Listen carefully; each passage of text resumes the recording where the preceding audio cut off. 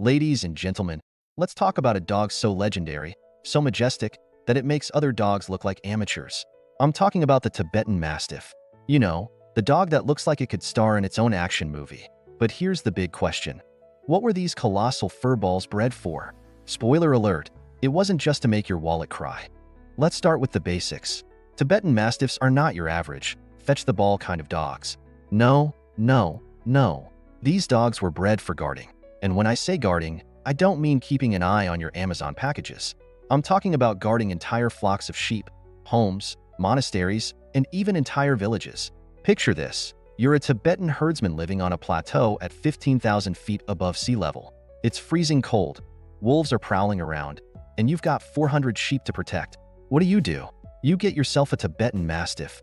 One of these dogs could guard 400 sheep all by itself. That's not just impressive, that's superhero-level dedication. But wait, there's more.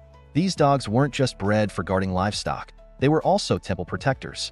Tibetan monks believed these dogs had the souls of monks who didn't quite make it to paradise, like celestial bouncers who got reassigned to Earth. Imagine walking up to a monastery in Tibet and being greeted by a 150-pound dog with a mane like a lion and a bark that could scare away thunder.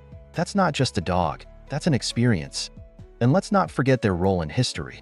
Tibetan Mastiffs were also used as war dogs. That's right. These fluffy giants marched into battle alongside ancient armies like something out of a medieval rock concert. Genghis Khan himself is said to have had thousands of them in his army. Can you imagine being an enemy soldier and seeing an army of warriors flanked by these massive dogs? You drop your sword and run for the hills. Their sheer size and ferocity made them perfect for striking fear into the hearts of anyone who dared to challenge their masters. Now, here's where things get spiritual, because we're talking Tibet, after all. According to legend, Tibetan Mastiffs weren't just earthly guardians. They were divine emissaries sent from the heavens during times of crisis. Severe winters? Plagues? No problem. The living Buddhas would descend from the skies, riding these majestic beasts like they were celestial chariots. Forget about angels with harps. In Tibet, salvation came with fur and fangs. But why stop there? These dogs are also symbols of power and prestige. Back in the day, owning a Tibetan Mastiff was like owning a Rolls-Royce, but with teeth. Kings, tribal chiefs, and even emperors prized these dogs as status symbols. They weren't just pets, they were walking, or barking, declarations of wealth and authority.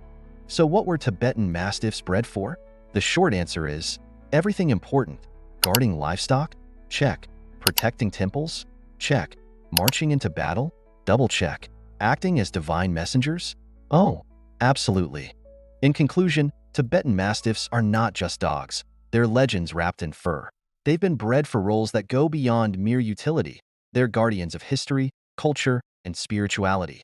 So next time you see one of these magnificent creatures lounging on someone's couch or starring in an Instagram post, remember, that's not just a pet. That's 5,000 years of epic history sitting right there.